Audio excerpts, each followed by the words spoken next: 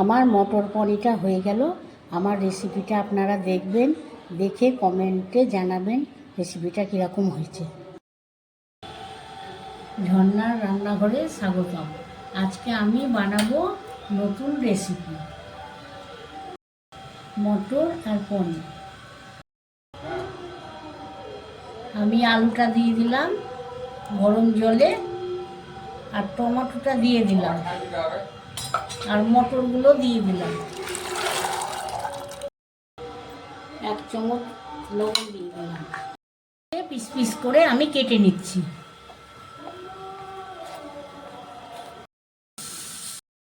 পনিরটা আমি piece piece করে কেটে নিলাম। তেলটা গরম হয়ে গেল, আমি পনিরটা সেঁতলিয়ে নিচ্ছি। সামান্য লবণ দিয়ে দিলাম, সামান্য চিনি দিয়ে দিলাম।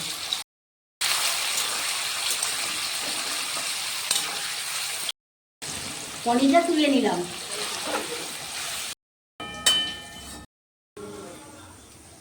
সাদা তেলে 1 চামচ ঘি দিয়ে দিলাম, একটা তেজপাতা দিলাম, শুকনো লঙ্কা, জিরে ফোড়ন দিলাম, আর লবঙ্গ, এলাচ, দারচিনি দিলাম, ফোড়ন দিয়ে দিলাম। ভাজা ভাজা হয়ে গেল, সেন্ট ছুটে গেছে। আমি এর মধ্যে আদা, কাঁচা লঙ্কা,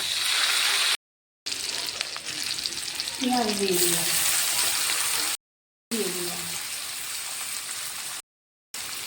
সামান্য লবণ দিয়ে দিলাম, সামান্য চিনি দিয়ে দিলাম। আদা, জিরে, শুকনো লঙ্কা আর কাঁচা লঙ্কা বাটা আর হলুদ দিয়ে দিলাম। চটকানো হলে মশলার মধ্যে দিয়ে দিলাম। মটরটা দিয়ে দিলাম, সিদ্ধ করে নিলাম, দিয়ে মটরটা দিয়ে দিলাম। এর মধ্যে আছে কাজু, কিশমিশ আর পোস্ত।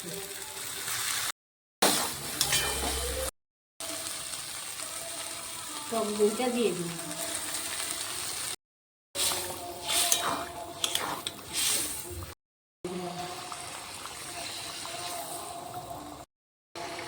সামান্য গরম মশলা দিয়ে দিলাম। এবার ভেজে রাখা পনিরগুলো দিয়ে দিলাম।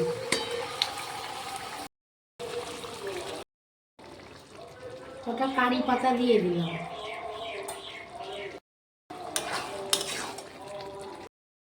চ্যানেলটা শেয়ার, কমেন্ট, সাবস্ক্রাইব করে দেবেন।